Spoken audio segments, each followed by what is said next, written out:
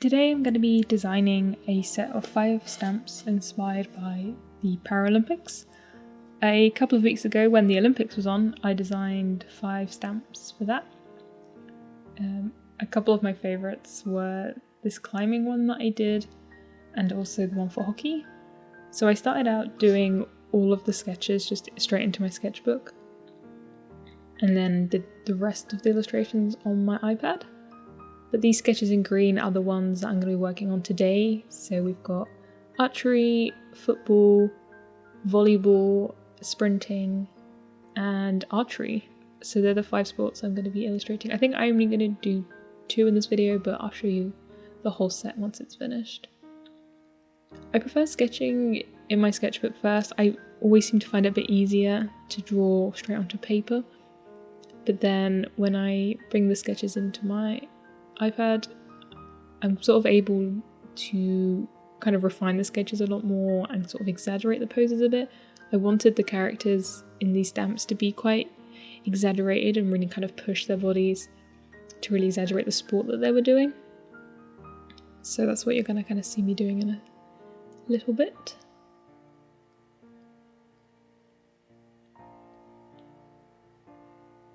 Recently I've been working in a slightly different style, especially when it comes to like the painting and rendering of my illustrations. So I'm sort of excited to show you today what I've been doing.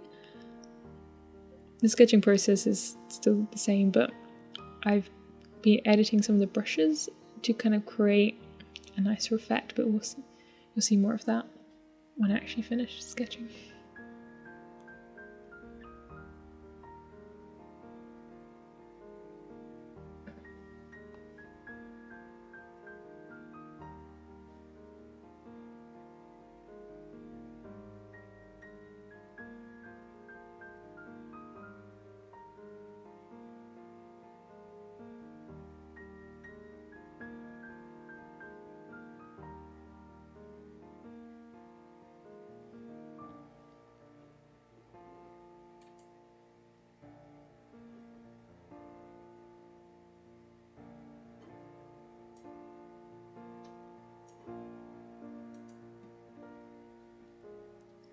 For this series, I'm working in the same colour palette as I did for the first 5 illustrations. So it's just 5 colours. I think there's the white, the pink, the kind of greeny blue colour, the blue, and then a purple. I really enjoy working with really limited colour palettes. I think sometimes it's quite difficult to try and get it to work. Sometimes you feel like, oh, I don't have a dark enough colour, or it's hard trying to get all the colours not to touch all the time, but I think it helps my illustrations a lot, especially when they're kind of so flat and kind of graphic. Having such limited palettes kind of really ties them all in nicely together. So at the moment I'm just sort of blocking in the colours that I've got to try and see how I'm going to lay it out before I kind of get on with the final colouring.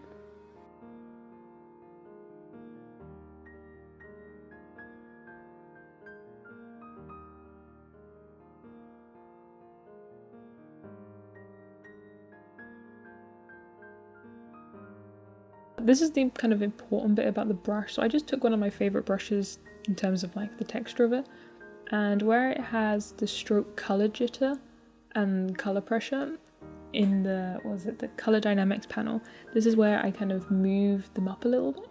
This just means that, especially changing the hue and the saturation, means that with every stroke that I do, the colour is going to change very slightly, even if I'm still selecting the same colour.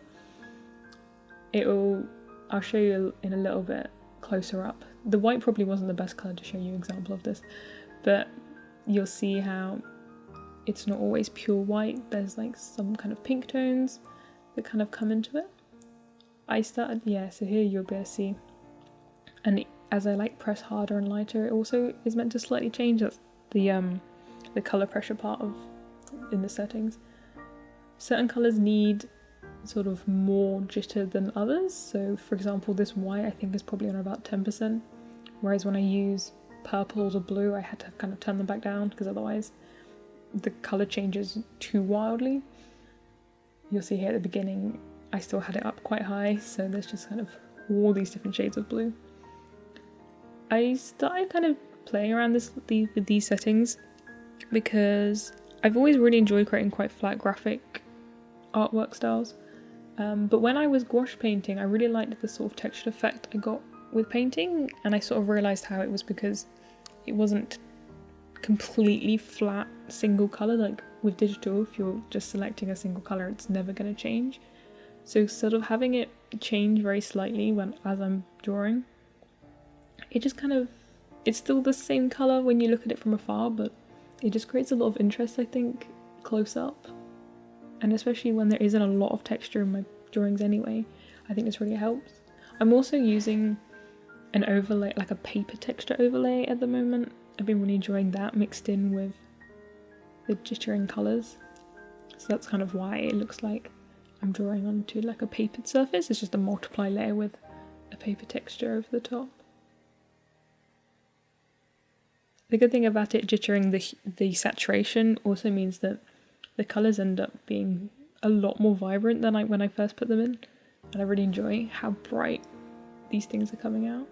I've always loved colourful drawings. I mean, if you know my art, then you know colour is like a big thing for my illustrations. So yeah, I really enjoy how bright and vibrant these pieces kind of came out.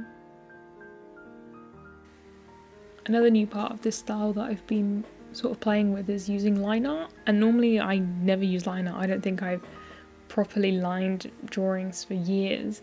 I've always just gone for the kind of flat effect. But I don't know what it was that made me try it, but I think I found this really cool inking brush. I think it's just one of the Procreate basic ones. I don't think it's a special one or anything. And using like just pure black to just outline some of the areas.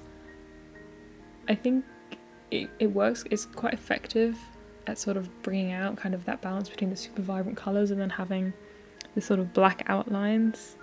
It also just sort of amplifies the different areas.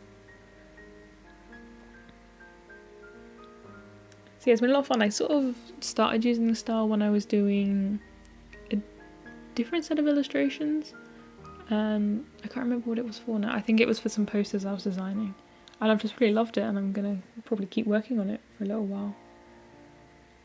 I think that's the thing that's kind of fun about being an artist, is that your style is sort of forever changing, and it's sort of nice to know, or not to know, where it's going to go next.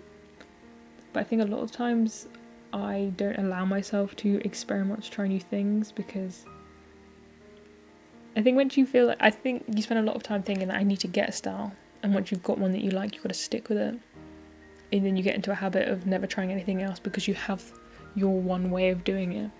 But it's actually, I have to remind myself that it's good to try out new things, and that even just small changes, it's still my style, because I'm still the artist, and so my style is forever going to change along with me and the things that I enjoy creating. So this is it for the fencing one, and I think the second one we're doing is, this is the 5-a-side visually impaired football. I actually really enjoyed this sketch for this character. I really liked the front leg. I don't know what it was about it. I just thought I drew a particularly good leg. But yeah, I just really liked the pose in general, really. And I'm really annoyed because in the final render of the stamp, I accidentally cut the edge of his foot off. And it really bugs me. So now that I've told you, it can really bug you as well. But yeah, I just don't really want to redo it. I've only got to redo the rendering part of it in Blender, but it will do. I'm still really happy with how all these pieces came out. When I did the first set, I did all the sketches in one go and then did all the colours. So because each stamp has its own different coloured background.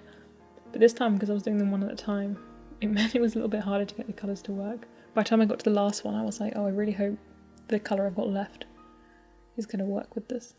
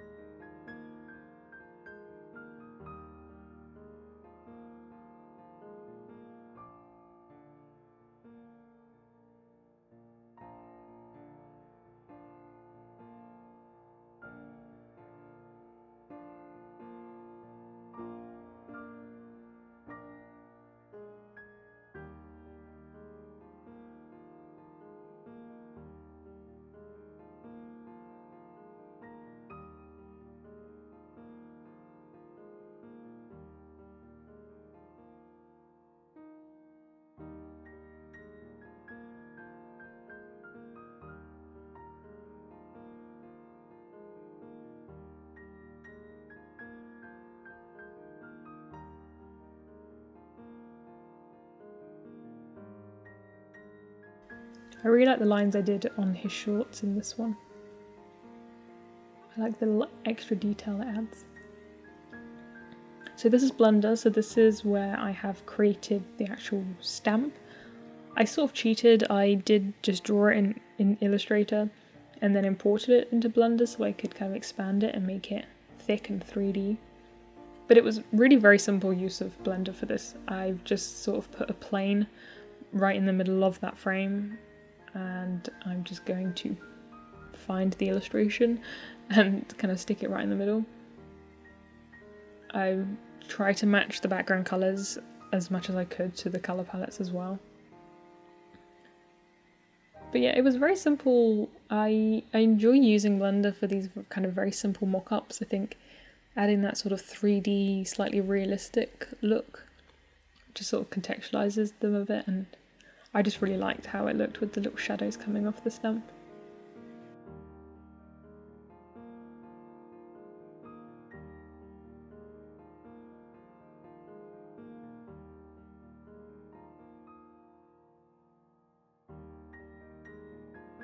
But yeah, here's a nice sped up version of me rendering these stamps. They weren't particularly large images, but my computer is slow, so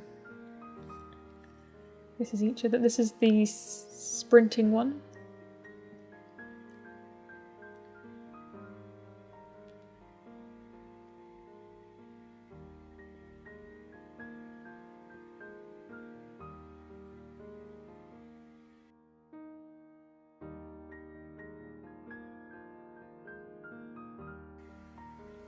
And this one is the archery one. And there's one other. What did I also do? Volleyball. Volleyball's the last one.